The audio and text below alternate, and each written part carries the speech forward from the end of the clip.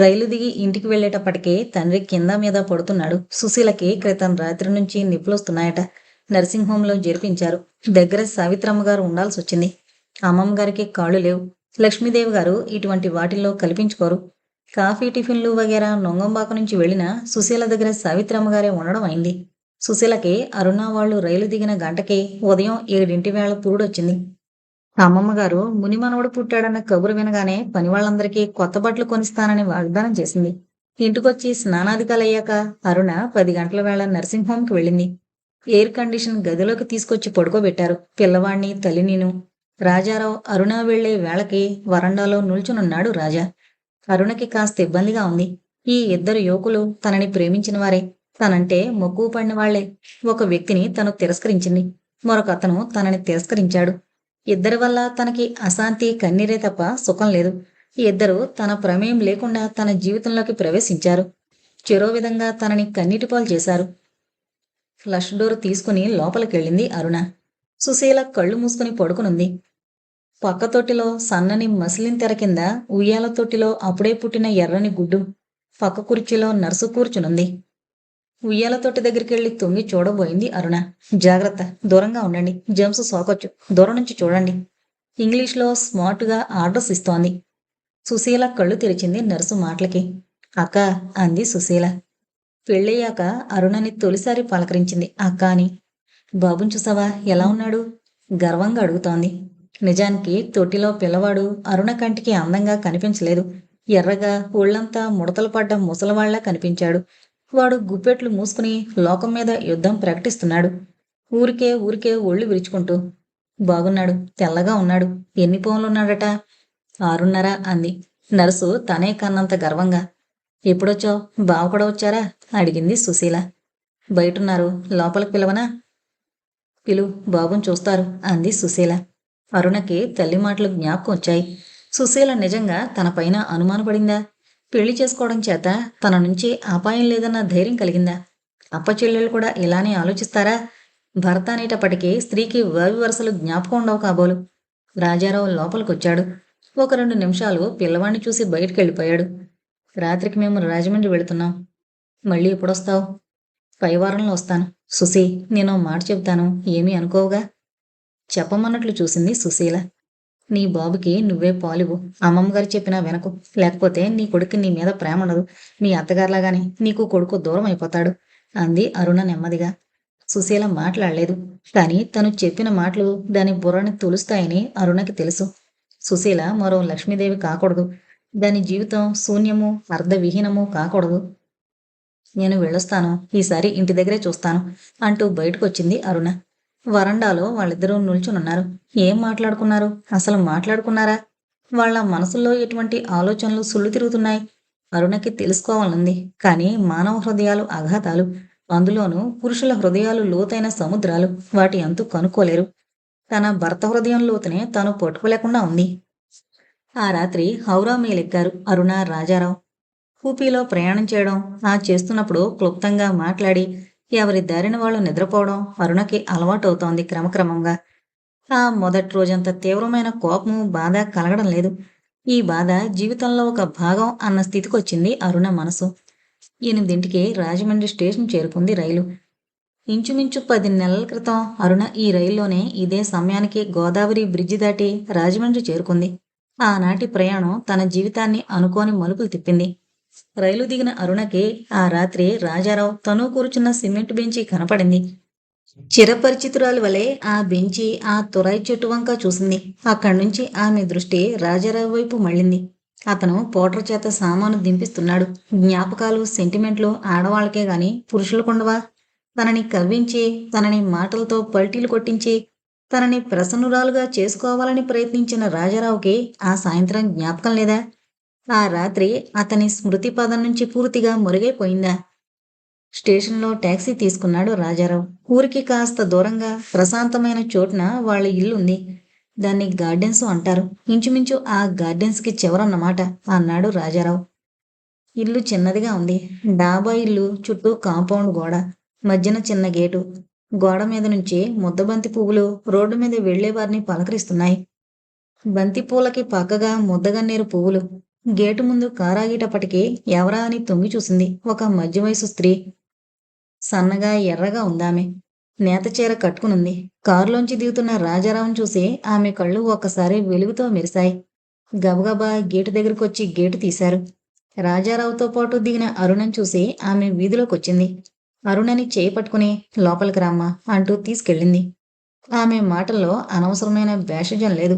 అరుణని సహజంగా ఇంటికొచ్చిన అతిథిని ఆహ్వానించినట్లే ఆదరంగా లోపలికి తీసుకెళ్ళింది. ఈలోగా పక్కవాటలోంచి ముగ్గురు అమ్మాయిలు హడావిడి పడుతూ బయటకొచ్చారు. అరే, రాజన్నయ్య వదిన వచ్చారు. మాకు ముందుగా తెలియజేస్తే స్టేషన్కి వచ్చేవాళ్ళం కదా. ముగ్గురు ఒకసారే మాట్లాడుతున్నారు. అరుణకి పద్మ మాటలు జ్ఞాపకం వచ్చాయి. బహుశా వీళ్ళందరూ కాలేజీలో చదువుకునే పిల్లలు కాబోలు. ఈలోగా లోపల నుంచి ఒక పెద్దావిడ చెంబు నీళ్లు తీసుకొచ్చింది. కాళ్ళు కడుక్కుని లోపలికి రమ్మా అంది ఆ పెద్దావిడ. మీరంతా లోపలికెళ్ళి మీ మీ పనులు కానిచ్చుకోండి. లక్ష్మమ్మ, వాళ్ళ భోజనాలు చూడు. వీళ్ళ కాఫీ వగేరాలు నేను కనుక్కుంటాను అంది అరుణ అత్తగారు శాంతమ్మగారు. 3 గదులు వరుసగా ఉన్నాయి. ముందు గదిలో 2 కేన్ కుర్చీలు, 2 గాడ్రేజ్ కుర్చీలు వేసున్నాయి. మధ్య చిన్న టీపాయ్. రెండో గదిలో ఓ పట్టి మంచం, గోడకి ఆనించి మడత మంచం. మూడో గదిలో వంట, భోజనం. ఇల్లు శుభ్రంగా ఉంది. ఎక్కువ సామాన్లు లేవు. ఒక మనిషికి కావలసిన సామాన్లు తప్ప.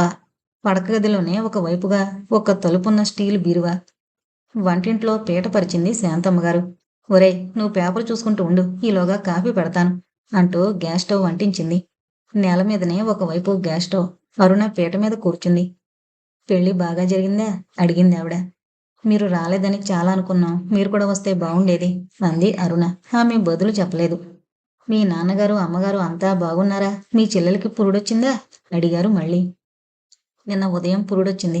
మగపిల్లవాడు జవాబు చెప్పింది అరుణ. ఆవిడ తల వంచుకుని కాఫీ కలుపుతోంది. ఆవిడ మనసులో ఎటువంటి ఆలోచన తరంగాలు ఎగసిపడుతున్నాయో, మద్రాసు నగరంలోని ఆ నొంగంబాకపు ఇంటి మనుషుల గురించి ఎన్ని జ్ఞాపకాలొస్తున్నాయో. అరుణ చేతికి కాఫీ గ్లాస్ అందించి అబ్బాయికిచ్చిరా అన్నారు మృదువుగా. అరుణ లేచి వెళ్లి కాఫీ గ్లాసు రాజారావుకిచ్చింది. అతను పేపర్లోంచి తలెత్తి అరుణమ్మకు చూసి, దుద్దులు పెట్టుకున్నావన్నమాట. నేనే చెబుదామనుకున్నాను. ఐఆమ్ గ్లాడ్ అన్నాడు మామూలుగా. అరుణ వంటింట్లోకి తిరిగి వచ్చింది. దొడ్డువైపు నుంచి అప్పుడప్పుడు కుతూహలమైన కళ్ళు పని కల్పించుకుని ఇటువైపు వచ్చే చీర కుచ్చిళ్ళు కనిపిస్తున్నాయి అరుణకి. మీరు స్కూల్కి వెళ్ళండి, నేనింట్లో ఉంటాను అంది అరుణ మెల్లగా. మీరున్న 4 రోజులు లీవ్ పెడతాను. నా క్యాజువల్ లీవ్ చాలా ఉంది అన్నారు ఆమె క్లుప్తంగా. ఆమెను చూస్తే ఎక్కువ మాట్లాడడానికి జంకు కలుగుతోంది. చేతికొక జత బంగారు గాజులు, మెడలో ఒంటిపేట గొలుసు తప్ప ఆమె ఒంటి మీద ఏ నగలు లేవు. సాదా నేత చీర కట్టుకునున్నారు. తెల్లగా ఉన్న జుట్టుని మిలిపెట్టి ముడివేసుకున్నారు. ఆమె కళ్ళు ఒక సమయంలో శాంతితోనూ, మరో సమయంలో వేదంతో ఉన్నట్లు తోచింది అరుణకు. ఒకప్పుడు పెద్ద కళ్ళే అయి ఉండాలి. కళ్ళు గుంటలు పడ్డట్టుగా ఉన్నాయి. ఆమె వయసులో అందంగా ఉండుండాలి. ఒకప్పుడు అందగత్తయి ఉండాలి అనుకుంది అరుణ. అరుణ రాజమండ్రిలో 3 రోజులుంది. ఒక రోజున సినిమాకి తీసుకెళ్లాడు రాజారావు. రెండో రోజున గోదావరి ఆనకట్ట వైపుగా తీసుకువెళ్లాడు. ఆనకట్టకి ఎదురుగా సరార్ధన కాటన్ శిలా విగ్రహం చూపించాడు. ఈ శ్వేత జాతీయుని ముందు చూపు వల్ల గోదావరి ప్రాంతాలు అన్నపూర్ణ ఎలా అయింది వివరించాడు. ఇప్పటికీ కొందరు బ్రాహ్మణులు సూర్యానికి అర్ఘ్యమిస్తూ ఆయన పేరు తలుచుకుంటారట అన్నాడు రాజారావు. నిజంగానా అడిగింది అరుణ. ఎక్కడో పత్రికలో చదివాను.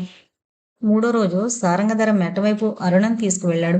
రాజమండ్రి వీధుల్లోని మురికి, సైడు కాలువలు, పొందులు, పశువుల వీరవిహారం ఆశ్చర్యంగా చూసింది అరుణ. ప్రతిరోజు అరుణ అత్తగారిని వెంటరమ్మని పిలిచేది.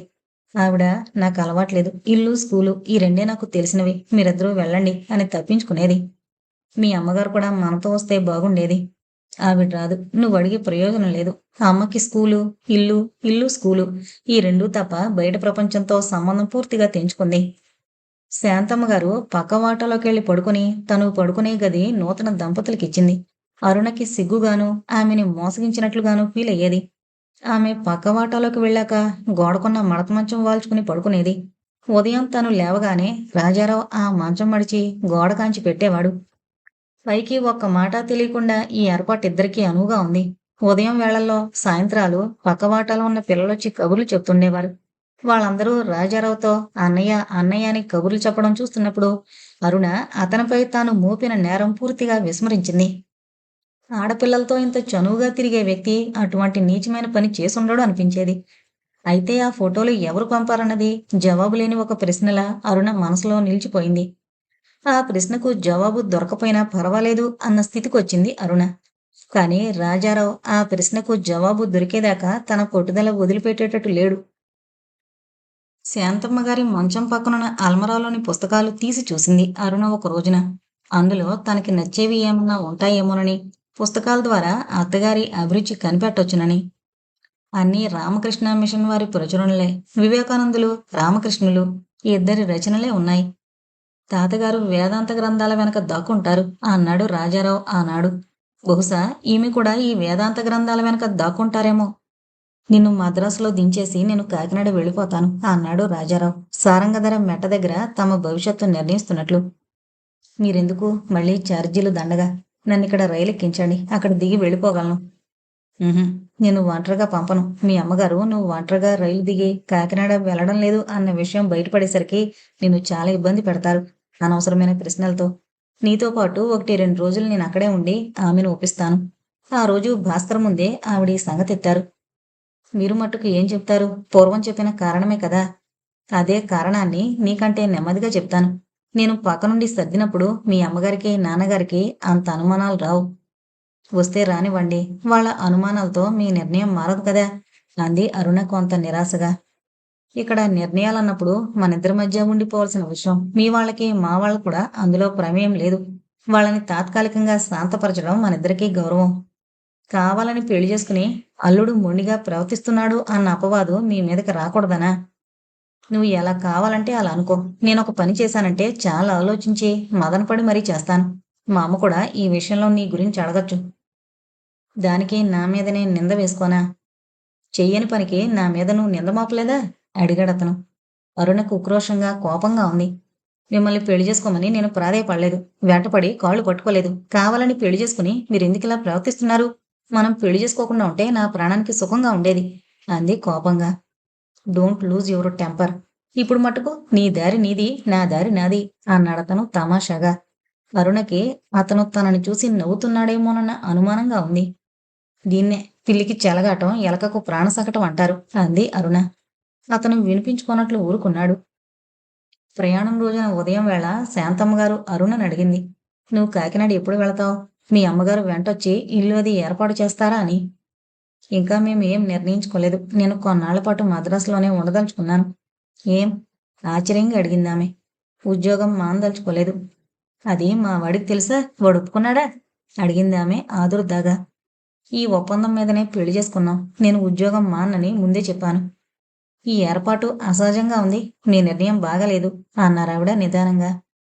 పెళ్లి చేసుకుని చాలామంది విడిగా ఉంటున్నారు. భార్యాభర్తలు 2 ఊళ్లలోనూ ఉండి ఉద్యోగాలు చేసుకోవడం ఈ రోజుల్లో మామూలైపోయింది. ఆయన 15 రోజులకు ఒకసారి వస్తారు. అక్కడ సర్కారుకితే మద్రాసు మర్నాటకల్లా వచ్చేస్తారు. నీకు ఉద్యోగం దేనికి? అంటే డబ్బు అవసరమా? నన్ను మిస్అండర్స్టాండ్ చేసుకోకు. మీ వాళ్ళ కోసం ఉద్యోగం చేస్తానంటున్నావా అడిగారు. లేదండి, నా కోసం నేను ఉద్యోగం చేయదలుచుకున్నాను. మా వాళ్ళ కోసం కాదు. వాళ్ళకి నా డబ్బు అవసరం లేదు. మరి పెళ్లికి ముందు ఆయన ఉద్యోగం చేయనిస్తానని ఒప్పుకున్నారు. ఆయన అన్నమాట నిలబెట్టుకుంటారు అంది అరుణ కాస్త బిట్టర్గా. నువ్వేదో బాధపడుతున్నట్లున్నావు అరుణ. నిజం చెప్పు, వాడు నిన్నేమైనా అన్నాడా? లేదండి, అలాంటిదేమీ లేదు. ఐఎమ్ ఎక్స్ట్రీమ్లీ హ్యాపీ అంటూ అక్కడ నిల్చోలేక ముందు గదిలోకి వెళ్ళిపోయింది. అతను చెవివొగ్గి వింటున్నాడు. మీరు దొంగచాటుగా విన్నక్కర్లేదు. ఎదురుగుండా ఒకటి, వెనక ఒకటి చెప్పే అలవాటు నాకు లేదు అంది తీవ్రంగా. I am glad. అది చాలా మంచి అలవాటు అన్నాడు ఏమీ ఎరగనట్లు. కొత్త చీర తెప్పించి అరుణకి కట్టుకోమనిచ్చారు శాంతమ్మగారు. ఆవిడ బొట్టు పెట్టడం వగేరా ఏం చేయలేదు. మధ్యగదిలో టేబుల్ మీద చీర పెట్టి ఆ చీర కట్టుకో. మొదటిసారి నా దగ్గరకు వచ్చావు అన్నారు. అరుణ చీర కట్టుకుని ఆమె కాళ్ళకి దండం పెట్టబోతే ఒప్పుకోలేదు. దూరంగా జరిగారు. మీరు కొత్త కాపురం పెట్టబోతున్నారనుకుని బ్యాంకు నుంచి డబ్బు కూడా డ్రా చేశాను. అది మీకు అవసరం లేదనుకుంటా. వెనక్కి పంపేనా? ప్రస్తుతం వద్దండి అంది అరుణ తలెత్తకుండా. ఆమె స్టేషన్కి రాలేదు. ఆ మధ్యాహ్నం 4ంటికి స్టేషన్కి వచ్చారు. రైలు టైంకొచ్చింది. రైలు కదలగానే అరుణ పత్రిక చేతిలో పుచ్చుకుంది. అతను ఏమీ మాట్లాడలేదు. భోజనం విషయంలో తప్ప అతను దేనిలోనూ పంతం పట్టడం లేదు. అన్నం తాను తినను అంటే రాజారావు కూడా ఆకలి లేదంటూ మానేస్తాడు. బయటకు రాను అంటే నేను ఇంట్లోనే ఉంటాను అంటూ ఏ పుస్తకమో పుచ్చుకుని కూర్చుంటాడు. ఏడ్చి బ్రతిమాలి అతన్ని తన వాడిని చేసుకోవాలంటే అరుణకి అవమానంగా ఉంది. సత్యాగ్రహానికి సత్యాగ్రహమే ఆయుధంగా వాడే ఈ వ్యక్తిని ఏం చెయ్యాలి? ఒక్కోసారి గట్టిగా అరిచి కేకలేయాలనిపించేది అరుణకి. పెద్ద పెట్టున ఏడవాలి అని కూడా అనిపించేది. ఈ పనులేమీ చేయలేకపోయేది. ఆత్మాభిమానం ఒడ్డొచ్చి పైకి తేలేది కాదు. మద్రాసులో అతనున్న 2 రోజుల్లో ఇంట్లో చిన్న సైజు సంగ్రామం జరిగింది తల్లితో. అరుణ, పెళ్లి చేసుకున్నావు. నువ్వు అతనితో వెళ్ళిపోవడం నీకు మాకు అందరికీ మంచిది. నువ్వు మాకు బరువని కాదు. నీ పెళ్లి నీ పరిస్థితులు అందరిలాంటివి కావు. ఈ ఉద్యోగం అని ఇక్కడ కూర్చుంటే నేను ఊరుకోను అంది సావిత్రమ్మగారు మొండిగా. ఏం చేస్తావు? పట్టి బలవంతాన అతని వెంట పంపేస్తాను. అమ్మా, బలవంత పెట్టి నా చేత ఏ పనులు చేయించలేవు. అది బాగా జ్ఞాపకం పెట్టుకో. నేను ఉద్యోగం చేయడానికి నా మొగుడికి అభ్యంతరం లేకపోతే మధ్యన నీకెందుకు? నా కూతురు కాబట్టి, రేపు నలుగురు మీ మధ్యన అభిప్రాయ భేదాలు ఉన్నాయని అంటారు కాబట్టి. పెళ్ళైన ఆడవాళ్ళు ఎంతమంది ఉద్యోగాలు చేయడం లేదు. వాళ్ళంతా వేరు. నీ విషయంలో మనం ఎంత అల్లరిపడ్డామో నువ్వు మర్చిపోయి ఉండొచ్చు. నేను మర్చిపోలేదు. రేపు మీ అమ్మమ్మగారే అంటారు, వాడు దీన్ని వదిలేసిపోయాడని. అనని ఆవిడ నోటికి విలువ లేదు. నీ దృష్టిలో విలువ లేకపోవచ్చు. నేను మట్టుకో ఒక క్షణం నిన్ను ఇంట్లో ఉండనివ్వను. ఉండనివ్వకపోతే ఏదైనా లేడీస్ హాస్టల్లో ఉంటాను. నేను మేజర్ని. పెళ్లి కూడా అయింది. ఆ విషయం మర్చిపోకు. నీకు ఇవేం బుద్ధిలే? మొదటి నుంచి ఇలా తెక్కగానే పనులు చేస్తున్నావు. మీరు అనవసరంగా హైరాణ పడుతున్నారు. నేను ఈ ఊర్లో ఉద్యోగం కోసం ప్రయత్నిస్తున్నాను. Government job. రిజైన్ చేస్తే మళ్ళీ ఛాన్స్ ఉండదు. తనకి ఉద్యోగం చేయాలని ఉన్నప్పుడు చేయనివ్వండి. ఇందులో పోయిందేమీ లేదు అన్నాడు రాజారావు. నువ్విలా మెత్తగా ఊరుకోవడం బాగాలేదు. వస్తేనే కానీ వల్ల కాదను. చేయి పట్టుకుని లాక్కెళ్ళు. కాదని వాళ్ళు ఎవరో చూస్తాను అన్నారు సావిత్రమ్మగారు. అదేం లేదండి. పెళ్లికి ముందే నేను మాటిచ్చాను ఉద్యోగం చేయనిస్తానని. నేను మాట తప్పను. మీరు మరీ పట్టుదల పట్టకండి. పట్టుదల నాదా దాందా? పెళ్లి చేసుకునే ముందు కండిషన్స్ ఒప్పందాలా? ఆడదాని మాటకు విలువ ఇవ్వకూడదు. నువ్వు పెళ్లి చేసుకున్నావు. మగమహారాజువి. నువ్వు చెప్పినట్లు అది విని తీరాలి అంది సావిత్రమ్మగారు ఫైనల్ జడ్జిమెంట్ ఇస్తున్నట్టు. అవన్నీ మీ కాలంలోనండి. అరుణ స్వతంత్రాలు, చదువుకుంది. తన ఉద్దేశాల్ని కాదని అనడానికి ఎవరికీ హక్కు లేదు. నాకు కూడాను. మీరీ సంగతి ఇక్కడితో వదిలేయండి. తనకి తానుగా ఉద్యోగం మాన్తానంటే తప్ప నేను బలవంతం చేసి మానిపించను అన్నాడు రాజారావు. నువ్వింత అమాయకంగా ఉంటే లాభం లేదు. మీ ఇద్దరూ ఇలా పంతాలకు పోతే ఎవరి మటుకు ఏం చేస్తారు అంటూ సర్దుకుంది అమ్మ. ఇతను అనుకున్నది అక్షరాల ఆచరణలో పెడుతున్నాడు. ఈ నాటకంలో తన పాత్రను తాను సక్రమంగా నిర్వహిస్తోంది. మిగతా జరగబోయేది కాలానికి వదిలేస్తాను అనుకుంది అరుణ. అరుణ, నువ్వు తీసుకున్న నిర్ణయం మంచిది కాదమ్మా. రాజారావు చాలా మంచివాడు. అతను చాలా సెన్సిటివ్ పర్సన్. ఆ విషయం నీకు ఈ పాటికి అర్థమయ్యే ఉంటుందనుకుంటాను అన్నాడు రామకృష్ణయ్య. అరుణ బదులు చెప్పలేదు. వినడానికి సిద్ధంగా ఉన్నట్లు నిల్చుంది. అతను నీకోసం ఎన్ని రోజులాగాడో, నిన్ను పెళ్లి చేసుకోవడానికి ఎన్ని ఉత్తరాలు నాకు రాశాడో బహుశా నీకు తెలియదనుకుంటాను. తెలుసు నాన్న, చెప్పారు. అంతా తెలిసి నువ్వు ఉద్యోగం మానుకోన ఉండడం బాగాలేదు. ఆయన ఈ ఊళ్ళో ప్రయత్నిస్తున్నారు. ఇక్కడ ఏ గిండిలోనో దొరికితే వచ్చేస్తారు. అప్పుడు మటుకు నువ్వు ఉద్యోగం ఎందుకు చెయ్యాలి? కాలక్షేపం కోసం. పెళ్ళయ్యాక కాలక్షేపం అంటూ విడిగా ఉంటానని అనే ఆడపిల్లని నిన్నొక్కతనే చూశాను. ఆఖరికి మీ రొమ్మలో కూడా భర్తతో వెళ్ళిపోలేదా? అందరూ ఒక మాదిరిగా ఉండరు కదా. నీ జవాబు నాకు నచ్చలేదు. నీతో ఒక మాట చెప్పనా? చెప్పండి. నా ఇద్దరు అల్లుళ్ళలో పెద్దల్లుడంటే చాలా ఇష్టం. అతను ఒంటరిగా అలా కాకినాడలో ఉండడం నాకు బాగాలేదు. ఇదివరకంటే పెళ్లి కాలేదు. ఇప్పుడు పెళ్ళయి అతను అలా ఒంటరిగా ఉండమనడం క్షేమం కాదమ్మా. కరుణకి లోలోపల నవ్వుగా ఉంది. అందరూ అతన్ని పొగుడుతున్నారు. అతని మంచితనాన్ని కీర్తిస్తున్నారు. అతనిపై సానుభూతి చూపిస్తున్నారు. తనేదో కోరడానికి కోరిక కోరినట్లు తప్పుపడుతున్నారు. అసలు తను ఈ కోరిక కోరిందా? అతనితో వెళ్ళను అందా? అతనే రావద్దు అన్నాడు. ఈ మాట పైకి ఎలా చెప్పుకుంటుంది? పెళ్ళైన మరనాడే నా భర్త నీకు నాకు మధ్య భార్యాభర్తల అనుబంధం ఉండకూడదు, అది పైకి చెప్తే నీకే అగౌరవం అన్నాడని ఎలా చెప్తుంది? ఆఖరికి కన్న తండ్రికైనాను చెబితే కారణాలు అడుగుతారు. పాత కథలు తవ్వుతారు. తన ఉత్తరం పైకి లాగి పంచాయతీ పెడతారు. ఇప్పుడిప్పుడే మరుగున పడుతున్న ఆ సంఘటనలన్నీ మళ్ళీ పైకొస్తాయి. వాటి వల్ల ప్రయోజనం ఉండదు సరికదా. అతనికి తనకి మధ్య దూరం ఇంకా పెరుగుతుంది. ఎవరికీ ప్రయోజనం లేని ఆ పాత సంగతులు తవ్వడం వల్ల దుఃఖము బాధ తప్ప మంచి జరగదు. నానా, కొన్నాళ్ళు నన్ను ఉద్యోగం చేయనివ్వండి. ఆయన ఒప్పుకున్నారు కదా. పెళ్లికి ముందే ఈ కండిషన్ పెట్టావట. ఆనాడే నాతో చెప్పుంటే ఇద్దరిని 4 చివాట్లు వేసేవాణ్ణి. అతనేదో ఇచ్చిన ప్రామిస్ అంటూ నీ అంతట నువ్వు ఉద్యోగం మానుకుని రావాలే తప్ప తను బలవంతం చేయనంటున్నాడు. నిజమే, ఆ రోజు నాకు మాటిచ్చారు. నాకు కొన్నాళ్ళు ఇక్కడే ఉండి ఉద్యోగం చెయ్యాలనుంది. ఆయన నెల నెలా వస్తానని చెప్పారు. అరుణ, అతను చిన్నవాడు, కొత్తగా పెళ్ళైన యువకుడు. నాకు ఆయన మీద పరిపూర్ణమైన విశ్వాసం ఉంది. అలాంటి వారు కాదు. అతన్ని గురించి అంత ఇష్టపడుతూ నువ్వు ఈ పిచ్చి పట్టుదలని వదలనంటుంటే ఆశ్చర్యంగా ఉంది. అరుణ, ఈ విషయంలో నాకు నీ మీద సానుభూతి తగ్గుతోందమ్మా. నాకు ఆ విషయం తెలుసు నాన్న. కానీ నాకు ఆత్మగౌరవం, వ్యక్తిత్వం అంటూ ఉన్నాయి. ఇది వ్యక్తిత్వం అనిపించుకోదు. అహంకారం అనిపించుకుంటుంది. అరుణ, నీకు ఎంఏలో క్లాస్ వచ్చినప్పుడు గర్వపడ్డాను. నీ అంతటి నువ్వు ఉద్యోగం సంపాదించుకున్నప్పుడు, అది రేడియోలో జాబ్ వచ్చింది అంటే లోలోపల నిన్ను చూసుకుని మురిసిపోయాను. కానీ ఈ రోజున అవన్నీ కలగడం లేదు. నిన్ను చూస్తే విచారం వేస్తోంది. ఎదురుగుండా ఉన్నది బంగారమో ఇత్తడో కూడా పోల్చుకోలేనంత అవ్యక్తత, అహంకారం నీలో ఉందంటే నాకు సిగ్గుగా ఉంది అంటూ పక్కకు వెళ్ళిపోయారు రామకృష్ణయ్య గారు. అరుణ గబగబా బాత్రూంలోకి వెళ్ళిపోయింది అక్కడ నుంచోలేక. తలుపు లోపల గడియ పెట్టుకుని పంపు తిప్పి వెక్కి వెక్కి ఏడ్చింది. ఆ నీళ్లధార శబ్దంలో తన ఏడుపు ఎవరికీ వినపడకూడదని మనసారా ఏడ్చింది. అందరి ఎదుట తనని దోషిగా నిలబెడుతున్నాడు. తన ఆత్మగౌరవం కాపాడ్డానికి ఈ మాట చెబుతున్నాడు. కానీ ఇది ఆత్మగౌరవంగా కనిపించలేదు. దురహంకారంలా కనిపిస్తోంది. తను మూర్ఖంగా మొండిగా ప్రవర్తిస్తోంది అనుకుంటున్నారు. ఆఖరికి తండ్రి కూడా అలాగే అనుకుంటున్నాడు. తను ఎవరికి చెప్పుకుంటుంది? ఎలా చెప్పుకుంటుంది? నా భర్త నన్ను తీసుకువెళ్ళనన్నాడు. ఇక్కడే ఉద్యోగం చేస్తూ ఉండమన్నాడు అని. అలా చెప్పినప్పుడు అదంతా వాళ్ళకి ఎందుకు పెళ్లి చేసుకున్నావు? పెళ్ళెందుకు అన్న ప్రశ్న వస్తుంది. తను ఎందుకు పెళ్లి చేసుకుంది? తెలిసి ఆనాడు ఎందుకు ఒప్పుకుంది? అతను తనను శాశ్వతంగా వదిలి వెళ్ళిపోతాడేమోనన్న భీతి వల్ల అతన్ని పెళ్ళయ్యాక తన వైపు తిప్పుకోగలను అనుకుంది.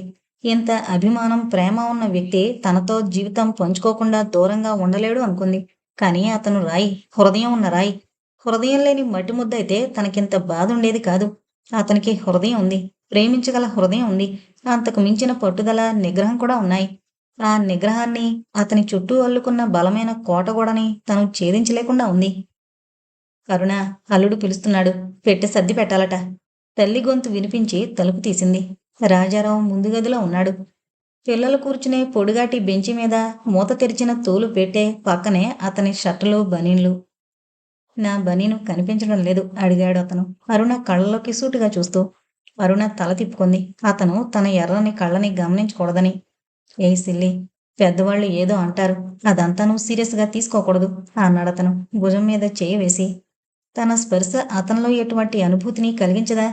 తనకి రెండు చేతులు అతని మెడ చుట్టూ వేసి ఆ గుండెల మీద తల పెట్టుకుని పెద్ద పెట్టున ఏడవాలనిపిస్తోంది. ఆ చెయ్యిని వదలకూడదనిపిస్తోంది. అతను మామూలుగా అందరితో మాట్లాడినట్టే తనతోనూ మాట్లాడుతున్నాడు. నేను నెక్స్ట్ మంత్ 16న వస్తాను. అరుణ మాట్లాడలేదు. నా ఉత్తరానికి బదులు రాస్తావా? రాయకపోతే మట్టుకు ముంచుకుపోయేదేముంది? మీరు అనుకున్నది సాధించారు. నలుగురిలోనూ నన్ను దోషిగా నిలబెట్టాలనుకున్నారు. మీ ఆశయం నెరవేరింది. ఆఖరికి నాన్నగారు కూడా నాకు అహంకారం అన్నారు. అరుణ కళ్ళు తడవుతున్నాయి. Are you begging for sympathy? సానుభూతి కోసం అరులు చూస్తున్నావా? నలుగురు అయ్యో పాపం భర్త తీసుకెళ్లలేదు అని నిన్ను చూసి జాలి పడితే భరించగలవా? ఆ జాలి కంటే ఈ అహంకారం అన్న బిరుదు నయం కదా. Aruna, where is your self respect? మీ దగ్గర. మనిద్దరి మధ్య కూడా ఒకరి మీద ఒకరికి నమ్మకం ఉండాలి. ఆ నమ్మకం నుంచే గౌరవం వస్తుంది. మనలో ఆ నమ్మకం లేదా? ఉందా? నిన్ను నువ్వే అడుగు అన్నాడతను చాలా నెమ్మదిగా. మళ్ళీ దిక్కుమాలిన ఉత్తరాన్ని జ్ఞాపకం చేస్తున్నాడు. ఇతను ఆ జాబుని మరిచిపోడా? ఆ రాత్రి సర్కార్ ఎక్స్‌ప్రెస్ కి బయలుదేరి వెళ్ళాడు రాజారావు. అతను అరుణని స్టేషన్‌కి రమ్మనలేదు. అరుణ వస్తానని అనలేదు. రాజారావు వెళ్ళిపోయాక అరుణకి ఈ ఇల్లు, ఈ వాతావరణం అంతా శూన్యంగా కనిపించాయి. అతను తన వెంట నవ్వుల్ని, చైతన్యాన్ని కూడా తీసుకుని వెళ్ళిపోయాడు. అరుణ తన పూర్వపు గదిలోకి మకాం మార్చింది. ఏడాది క్రితం సుశీల పక్క మంచం మీద పడుకుని ఉండేది. సుశీల పెళ్ళైపోయి అత్తవారింటికి వెళ్ళినప్పటి నుంచి రెండో చెల్లెలు ఆ మంచం మీద పడుకుంటోంది. అందరికీ స్థానచలనం ఉంది, తనకి తప్పితే అనుకుంది అరుణ. రాజారావు వెళ్ళగానే అరుణ చెవులుకున్న రవ్వల దుద్దులు తీసేసింది. చేతికి వేసుకున్న 3 జతల గాజులు కూడా తీసేసింది. చేతికి తన పాత గాజులు మట్టుకే ఉంచుకుంది. చెవులకి రింగులు, మెడలోని ఆ మంగళసూత్రాలు తప్ప అరుణ వేషభాషల్లో ఎటువంటి మార్పు లేదు. ఆ సూత్రాలను కూడా జాకెట్ లోపల వేసుకుంటోంది. తనకి పెళ్ళయింది అన్న విషయాన్ని తాను మరిచిపోయేందుకు ప్రయత్నిస్తున్నా చుట్టూ వాళ్ళు మరువనివ్వరు, మరువనివ్వడం లేదు. సుశీల కొడుక్కి బాలసారే, ఉయ్యాల మహోత్సవం అన్నీ 21వ రోజున జరిపారు. సుందరమ్మ గారు మళ్ళీ ఆహ్వానపు పత్రికలు వచ్చి వేయించారు. బాలసారెకు ఓ 1000 కార్డుల దాకా ప్రింట్ చేయించారు. ఉదయం బాలసార, సాయంత్రం ఉయ్యాల ఉత్సవం అని మునిమనవడికి సుందర్రావు అని నామకరణం చేశారట. ఉదయం వేళ అరుణకి రేడియోలో డ్యూటీ ఉండి వెళ్ళలేదు. రాజా, సుశీల పీటల మీద కూర్చుని శాస్త్రోక్తంగా నామకరణం చేశారు. అమ్మమ్మగారు చక్రాల కుర్చీ మీద కూర్చుని తంతంతా సక్రమంగా జరిపించారు. మునిమనవణ్ణి కనిచ్చిన సందర్భంలో సుశీలకి ఒంటిరాయి రవ్వ ముక్కు పుడక చేయించి ముక్కు కుట్టించారు అమ్మమ్మగారు. మునిమనవడికి బంగారు మొలతాడు, కాళ్ళకి బంగారు గొలుసులు, చేతికి చిన్న చిన్న గాజులు చేయించారు. ఆవిడ వంశం నిలబడినందుకు ఉబ్బి ఊరిపోతోంది. సాయంత్రం ఉయ్యాల పేరంటానికి అరుణని తప్పకుండా రమ్మని కబురొచ్చింది. అరుణ ఇప్పుడు నా పెద్ద మనవడి భార్య. అది సుశీల అప్పగారని కాదు. ఇంటి పెద్ద కోడలుగా వచ్చి పేరంటం జరిపించాలి. హుకుం జారీ చేసింది అమ్మమ్మగారు. అరుణకి వెళ్ళాలని లేదు. అమ్మమ్మగారి కళ్ళు ఎక్స్రే కళ్ళు. ఆమె శల్య పరీక్షకు తాను తట్టుకోలేదు. ఆమె వెళ్ళిన మరుక్షణంలోనే తనకి రాజారావుకి మధ్య అనుబంధం ఏర్పడలేదని కనిపెట్టేస్తుంది. గుచ్చుగుచ్చు చూసే ఆ కళ్ళు చాలా విషయాలు గ్రహిస్తాయి. అమ్మా, నేను రాకపోతే ఏం? నువ్వెళ్ళు. చెల్లెళ్ళు నువ్వు వెళ్ళండి అంది అరుణ ఇష్టంగా. ఆవిడ నీకు అమ్మమ్మగారే. ఆ విషయం మర్చిపోకు. వాళ్ళు ఎంతనుకున్నా సమయం వస్తే అంతా ఒకటే అవుతారు. రేపు మీ ఆయనకు కూడా కష్టం కలగచ్చు. నువ్వు వస్తేనే బాగుంటుంది అంది సావిత్రమ్మగారు. అరుణ సాదా పట్టుచీర తీసింది కట్టుకునేందుకు. అరుణ, పెద్ద పట్టుచీర కట్టుకో. మీ ఆయన ఇష్టపడి కొన్నాడు. తెల్లచీర, అది కట్టుకో. మీ అత్తగారిచ్చిన దుద్దులు పెట్టుకో. గొలుసు గాజులు కూడా. గంగిరెద్దులాగా నేను అవన్నీ పెట్టుకుని రాను. నాకు సిగ్గుగా ఉంటుంది. నువ్వు పెట్టుకుని రాకపోతే నాకు సిగ్గుగా ఉంటుంది. నువ్వు 2 చేతులకి ఆ 8 జతల గాజులు వేసుకుని తీరాలి. చెవులకు కమ్మలు కూడా పెట్టుకోవాలి. ఈ రోజు నేను చెప్పినట్లు విని తీరాల్సిందే అంది గంభీరంగా. అరుణ మారు మాట్లాడకుండా తల్లి వెనక బయలుదేరింది. ఆనాడు అమ్మమ్మగారిని ఎదిరించి పెళ్లి చేసుకోనని చెప్పాక అరుణ ఈ గుమ్మం తొక్కలేదు. అదే కారు, అదే రంగయ్య, గేట్లు, అదే ఇల్లు. కాని తను మట్టుకు ఆనాటి అరుణ కాదు. ఆనాటి ఆశలు, ఉత్సాహము ఈనాడు తనలో ఎక్కడ వెతికినా కనిపించవు. ఎన్నో మలుపులు తిరిగి తను ఒక స్తబ్దత్వంలోకి పడిపోయింది. గమ్యం లేకుండా అయిపోయింది తన జీవితం. ఆవరణలోని పెద్ద పెద్ద చెట్లకి రంగురంగుల బల్బులు వెలుగుతున్నాయి. గేటుకి లోపలగా ఒకవైపు తురాయి చెట్టు, మరోవైపు ఎర్ర తంగేడు, రెండు చిరపరిచితుల వలె అరుణని పలకరించాయి. అమ్మమ్మగారు ఎప్పుడూ కూర్చునే వరండాలో స్తంభాలన్నింటికీ ట్యూబ్లైట్లు పెట్టారు. ఆ లైట్ల కాంతిలో వరండా పట్టపగల్లా వెలిగిపోతోంది. ముందు హాలు ద్వారం చుట్టూ రంగురంగుల బల్బులు తోరణాల వలె వేలాడుతున్నాయి. హాల్లో మళ్లీ లైట్లు, మధ్యలో ఉయ్యాల తొట్టె. దానిని ఉయ్యాల తొట్టి అనే కంటే పూల సజ్జ అనడం సమంజసంగా ఉంది. ఆ పూల సజ్జలో మధ్యన ఆ ఇంటికి వారసుడైన పసివాడు. ఆ పక్కనే సుశీల నిల్చునుంది. లేత గులాబీ రంగు బెనారస్ చీర, అదే రంగు జాకెట్టు వేసుకుంది. కెంపుల సెట్ పెట్టుకుంది. సుశీల జడ వేసుకోలేదు. పిల్ల తెల్లయింది కాబట్టి జుట్టు ఎత్తుగా ముడివేసుకుని ఒకవైపు ఎర్ర గులాబీ పెట్టుకుంది. సుశీల ముక్కుకున్న రవ్వ ముక్కు పుడక ఆ దీపాల కాంతిలో హరివిల్లుల సప్త వర్ణాల్ని ప్రతిఫలిస్తూ మెరుస్తోంది. సుశీలకి మోతృత్వం నిండుతనాన్ని, అందాన్ని కలగజేసింది. తనకంటే పెద్దదానిలా కనిపిస్తోంది సుశీల అనుకుంది అరుణ. రారా, ఇంటికి పెద్ద కోడలువై ఇప్పుడొచ్చావా? ఇట్లా దగ్గరకు రా అధికారంగా పిలిచారు అమ్మమ్మగారు. సన్నగా నాజుగ్గా ఆ పొడవాటి జడతో నడుస్తూ వస్తున్న అరుణం చూసి అమ్మమ్మగారికి క్షణం పాటు మనసులో కలుక్కుమంది. ఆ పిల్ల తనని ఎదిరించింది. తన మనవణ్ణి, తన సంపదని తృణప్రాయంగా త్రోసిపుచ్చింది.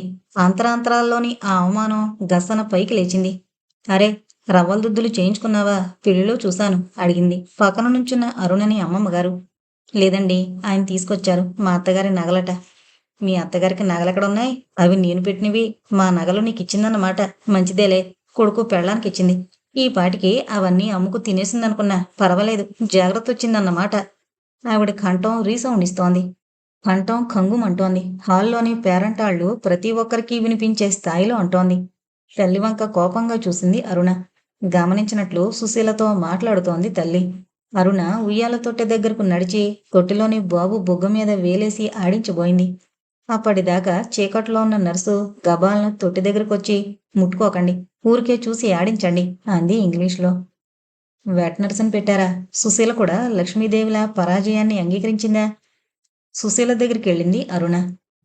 సుశీల వచ్చిన వాళ్లతో కబుర్లతో పలకరింపులతో హడావుడిగా ఉంది. లక్ష్మీదేవి గారు ఆ వైపుకొచ్చారు వెనక భాగం నుంచి. అరే, నువ్వెప్పుడొచ్చావు? కాఫీ టిఫిను తీసుకున్నావా? ముందు పలహారం కాని అంటూ పలహారాల వైపు లాక్కెళ్లారు. ఇంటికి కుడిభాగాన పెద్ద షామియానా కట్టారు. దాని కింద కుర్చీలు, వరుసగా టేబుల్స్. వచ్చిన వాళ్ళంతా ముందిక్కడ పలహారాలు వగేరా తీసుకుని ఆ పైన లోపలికెళ్తున్నారు. ఎలా ఉన్నావు? అలా చిక్కిపోయావేం? అడిగింది లక్ష్మీదేవి. ఊర్లు తిరిగాం కదా. నీళ్ల మార్పు, భోజనాలు అవి సరిగ్గా లేక ఏదన్నా విశేషమా? మీరు కూడా అమ్మమ్మగారులు అయిపోతున్నారే అంది నవ్వుతూ అరుణ. నేను మామనయ్యాను కదా, అందుకని అమ్మమ్మ మాటలు వస్తున్నాయి. ఇంతకీ నీ ప్రయాణం ఎప్పుడు?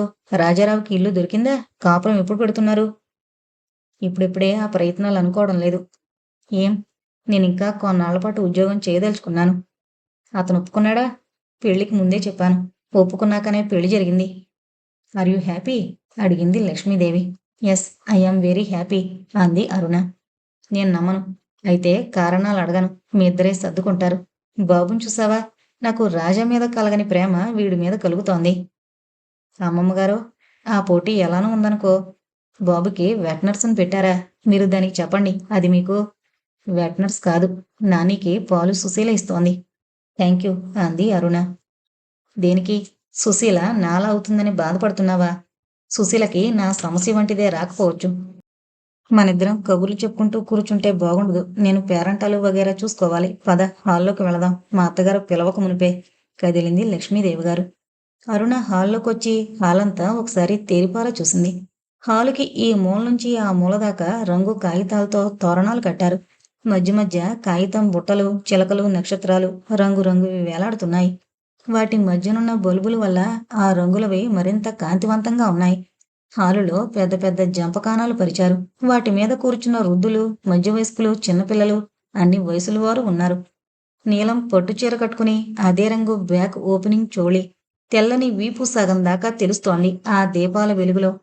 ఆ వీపు మీద జాలువారే నీలాల అడ్డిగా కుచ్చు, బ్యూటీ క్లినిక్ వెళ్లి కట్టించుకున్న హెయిర్ స్టైల్, లిప్స్టిక్ పేదాలతో తళతళమంటున్న కళ్ళతో పక్కావిడితో కబుర్లు చెబుతోంది ఒక ఆవిడ. సన్నగా బోబ్డ్ హెయిర్తో అమెరికన్ జార్జెట్ చీర కట్టుకున్న టీనేజర్ రకరకాల భావాలతో ఆ కబుర్లు వింటోంది. పెద్దవాళ్ళు, ఆధునికులు, సింపుల్గా ఉన్నవాళ్ళు ఆ హాల్లో కూర్చున్న అందరూ సంతోషంగా, ఏ సమస్యలు, బాధలు లేకుండా ఉన్నట్లు కనిపించారు అరుణకి. వీళ్ళెవరికీ సమస్యలే లేవా? తనలా వీళ్ళెవరికీ మనోవేదన లేదా? ఎంత హాయిగా, సుఖంగా ఉన్నారు! అరుణా! అమ్మమ్మగారి పిలుపు. అటువైపుగా నడిచింది అరుణ. ఇదండి మా పెద్ద మనవడి భార్య. మొన్ననే పెళ్ళయింది చూపిస్తోంది సుందరమ్మగారు. అరుణ తల వంచుకుని కూర్చుంది. ఈ పేరంటంలో, ఈ సంబరంలో తనకి సంబంధం లేదు. ఆనాడు తను ఈ అమ్మమ్మగారిని ఎదిరించకుండా ఉండుంటే, చిచ్చి, ఇలాంటి పిండి బొమ్మలాంటి జీవితం తనకొద్దు. తనకి చైతన్యవంతమైన జీవితం కావాలి. అరుణ, ఒక పాట పాడు. మా మనవరాలు బాగా పాడుతుంది. పాడు. మీ తాతగారికిష్టం. బసవరాజు అప్పారావు గారి పేరిట అదేంటి దీవించమని పాడతారే, ఆ పాట పాడు. మళ్ళీ ఆజ్ఞ. అరుణ దినదినము పాపాన్ని దీవించుకోండి దేవలోకంలోని దేవతల్లారా. బసవరాజు అప్పారావు గారి పాట పాడింది. అందరూ మరో పాట పాడమన్నారు. అరుణ ఇంకా పాడలేనంది. ఏమే పిల్ల, మా వాడు నేనింకా తీసుకెళ్ళలేదా? ఇల్లు దొరకలేదా? అడిగింది అమ్మమ్మగారు. ఇప్పుడప్పుడే వెళ్ళండి. కొన్నాళ్ళు ఇక్కడే ఉంటాను. ఉద్యోగం మానదలుచుకోలేదు అంది అరుణ. అటువైపుగా వెళుతున్న సుశీల ఈ సంభాషణ విని క్షణమాగి మళ్ళీ కదలడం గమనించింది అరుణ. అరుణకి ఎందుకో భయం వేసింది. సుశీల అలా ఆగడంలో అర్థం మళ్ళీ దాని మనసులో అనుమాన బీజాలు. అరుణ పేరంటంలో కూర్చోలేకపోయింది. అమ్మమ్మగారు పెద్ద కంఠంతో మునిమనవడి కబుర్లు చెప్తున్నారు. ఆవిడ మాట్లాడుతుంటే రాజకీయ నాయకుల ఉపన్యాసంగా అంతూ పంతూ ఉండదు. లౌడ్ స్పీకర్ అవసరం లేని కంఠం. అరుణ నెమ్మదిగా లేచింది. సుశీల, నేను వెళతానే. అమ్మకు చెప్పు. నాకు తలనొప్పిగా ఉంది. టాక్సీ తీసుకుని వెళ్ళానని చెప్పు. సుశీల చెప్పేది వినిపించుకోకుండా బయటపడింది అరుణ. అక్కడ గేటు దగ్గర రంగయ్య కనిపించాడు. బాగున్నారమ్మా? చాలా రోజులైంది చూసి పలకరించాడు. నాకు టాక్సీ తెచ్చిపెట్టగలవా? అడిగింది. రండి, టాక్సీ స్టాండ్లో దించేస్తాను. ఇప్పట్లో కారెవరికి అక్కర్లేదు అంటూ కారు తలుపు తెరిచాడు రంగయ్య. దాదాపు జెమినీ దాకా టాక్సీ దొరకలేదు. ఆ టాక్సీ తీసుకుని అరుణ పరుసువాకం చేరుకుంది.